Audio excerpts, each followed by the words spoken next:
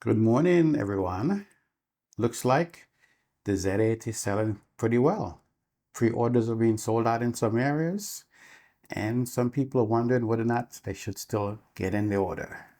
Of course, we've heard from Nikon that this camera should have enough, but it's kind of odd that some places are low on pre-orders, or the pre-order link is closed out. So maybe people are ordering this camera way more than we expected. It's a good thing. I think a lot of people are on the fence, trying to figure out if this is something that they wanted. Um, I can count myself as one of those people as well because I wanted a video camera, video specific. But let's talk about this for a second. Nikon innovation. I've heard some people who've commented about the reviews that I've seen and said Nikon didn't innovate anything. It's just same old technology in a different body. But I think what they forgot is that in order to use this similar technology inside a smaller body and have pretty good recording time meant that Nikon did have to innovate some things. They came up with a new composite body, which basically is carbon fiber. It's not carbon fiber in the sense that we know it's not woven, it's something different. Cerebro is the name of the technology. There's a company, Teijin, in Japan that has this technology that Nikon is using. And it seems as though it would be well as far as the drops and so on with the camera. It should protect that very well.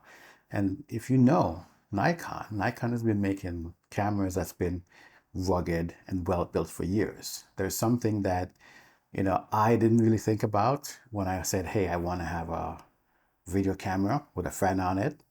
We've been used to seeing other manufacturers put a fan on their camera to make it operate for a longer period of time. R5 is an example. They came out with the R5C to allow them to record for a longer period of time. Sony split the line with the A7 S3 into the FX3 so that they can have a body with a fan built onto it for, cinema lines, what they call it. So having Nikon come out with another camera that basically does everything in one body, that's awesome. Now, that doesn't mean that this camera won't be without some challenges. And when I say challenges, it's not crazy, because let's talk about this for a second. The camera can record up to 2 hours and 5 minutes in 8-bit mode. Let's get that out of the way. 4K 60, 8-bit. Most people don't record 4K 60, 4K 30, 24, 25. It's typically what people are recording. So to be able to do that long period of time in 4K 60 is fine. Granted, it's 8-bit. 10-bit is what most of us are looking for. But if it's oversampled, as we're hearing, and the picture quality is good, I think that'll be fine for a lot of people if you're doing interviews or something along those lines. So most of us who are filming anything for any small content, usually you're not recording for a long period of time. If you do events, and normally those things go for a long period of time, you set up on a tripod, you point at where you're pointing and recording the scene. I think people are doing those things are probably looking for camcorder or something with a fan inside of it that can record for a long period of time. That being said, 2 bodies is always good, or more, just in case something happens. You can flip to the next one, overheating and such. Matt Granger's test, that was awesome. I know he wasn't very happy with some of the things on it, but I think once he looks through the chat, he'll see some of the things that some also mentioned is that Nikon's test was done with the screen open and with an external battery to get that time for that 90 minutes for the 8K and 2 hours and 5 minutes for the 4K. So the Z9, again, if he's the kind of person, or if you're the kind of person, or anybody who's out there that's recording something for a long period of time where you just, straight recording. If you're doing 8K for that long period of time, camera is one issue, memory card is another issue. And I think most of us know who we want to record 8K know that typically if you're going to record 8K B-rolls and from small pieces, you're not doing a full movie. If you're doing production for, the cinema or something, and you have tons of hard drive space, sure, you can do that. But even those situations, it's not a straight shot. They do what they have to do, cut the take when they finish with it, or if there's a mistake, and then they move on. So those of you who are worried about, how long this thing can record, I think for most of our uses, we'll be fine. Overheating with a card, he's proven that the memory card will heat up, but the camera doesn't shut down right away. It has several more minutes after that before the camera would shut down. So we're all good from that side of it. So that, in my mind, is pretty good innovation from Nikon, and we should all be happy about that. The other thing I think about when I look at my Sony camera and I say, this camera has a multi interface shoe, which is a cool feature because you can plug a external mic into it and you don't have to worry about plugging any cord inside the camera itself because things are inside there. One of the things that you also can say is that that's a point of failure. If there's some water falling, rain or something, you can get into the shoe, it could probably have some issues. So Nikon, by foregoing that, I think did a pretty good job. People say the audio is not that good inside the camera. I think it's good enough. It's like 48 kilohertz, 24 bits. So it's fine for what you need. And they've partnered with Tascam to utilize that external XLR handle. Well, not a handle, but a XLR adapter. You put it in a hot shoe, or you can buy the other one that goes underneath the camera to the side of the camera and basically get the XLR audio in, put it inside the camera itself, or like a Zoom recorder or any other recorder that you have that basically can record to a SD card or some kind of memory card and then sync up and post. So there are multiple ways you can do it. If you've been checking out Nikon's website, you will see they've partnered with a bunch of different companies to offer some accessories that we can use. Sennheiser microphone. They specifically showed the MKE 600, which is something that I wanted to buy for some time. And it had like that XLR2 3.5 millimeter jack on the back of it. I'm like, awesome. That's, yeah. Plug directly into the camera, get the sound from a good XLR mic. Yeah, that's a plus. So there are a lot of things that Nikon has done for the Z9. And again, those trickle down to the Z8. So the Z8 has given us some really awesome features. On the photo side, it's a Z9. He did a test where he was shooting some raw files at 20 frames per second for how long it can go. And of course, if you have the SD card in there, it's going to slow down somewhat. But like he said, if you are shooting, you're not holding on the shutter for a long period of time, depending on the SD card that you're using, you have to keep in mind, most of the time, well, all the time really, when they label this card, they put the maximum write speed on it. Well, sorry, read speed. But they don't put the sustained write speed. You have to go check the manual or look at the box that you got the thing in or the package to kind of find out what that number is. Certainly, CF Express is much faster. So I would recommend shooting through the CF Express. I know a lot of people say, hey, if something is critical, you want to record to both cards, you can do that as well. And of course, for sports, you may slow down a bit, but I think you'll still be fine, even with that. For studio work, if you want to record to both cards, you shooting 1 or 2 shots at a time, maybe just single shot to do it. Anything that you can do photography-wise, you'll be able to do with this camera.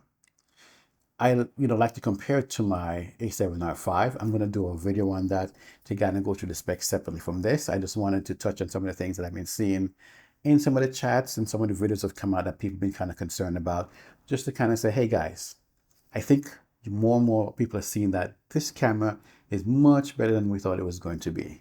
We know it's going to be good. There were a lot of speculations on how good. Now that we know what's coming, I think more and more people want to order this camera. People from Canon, Fuji, Nikon have been asking questions about these things. So I think some of those people like myself who were Nikon shooters and went to another brand because there was some issue with the autofocus with the Nikon Z6, Z7 cameras, the ones that weren't doing very well for us. And we basically went someplace else because we needed a tool to get the job done. Now we have the tool, we're good to go. So guys, what do you think? I'm curious to hear your thoughts. Were you on the fence? Did these reviews make you want to buy the camera now, or are you still waiting for something else? If you're a Z6, Z7 shooter, you're probably not going to get one of these cameras. You're probably waiting for one of those to come out. And I'm sure we'll be hearing in the coming weeks what's going to come from Nikon rumors as far as what they've heard so far. I'd like to also thank everyone who's been watching my channel and have subscribed. and have been giving me likes as I watch the videos. That's really appreciated. I also want to say that I'm an Amazon associate. I've been there for a while, but I haven't been talking about it that much. But I want to let everyone know that if there's something you want to order, I have some links in the description area. If you want to have camera gear, memory cards, audio equipment, all the stuff that's listed in there are things that I've used at some point or another during my time doing this stuff or prior. So I've tested all of them, and if they're doing well for me, I would recommend them. So if you want one of those things, use the links below. Again, it's a small commission from me, but it's free for you to utilize the links. It helps the channel out. We can grow the channel more and help you to get other equipment so we can test, and I can give you more information on those things. So I appreciate all the help you can give me. If you can click on the link and order, that'll be fantastic. Subscribing also helps the channel. Watching the videos is another thing that's great as well. I do have some other things I'm working on. As I said before, my A7R5, I want to give a review on that because, as you know, I got that camera because it was like the next level thing. The autofocus and the stabilization on that's been pretty good. That's one of my concerns with the Z8. Is the stabilization going to be as good as this A7R5? I started doing some reading, thinking about some things, and I'm wondering maybe Nikon can still tweak their stabilization in the camera to make it better. We have the FX30 that I'm using right now that came with active stabilization. Then the A7R5 has the next level of active stabilization. We got the ZVE one that just recently came out with dynamic active stabilization, and that's like next level. That's close to the Panasonic thing where when you're walking, you're not kind of getting that bounce as you walk. I've been able to clean it up in Catalyst Browser, Sony software, to make things smoother. I'm wondering if Nikon is also going to announce some software that will allow us access to the gyro data so we can clean up the footage and make it even more stable.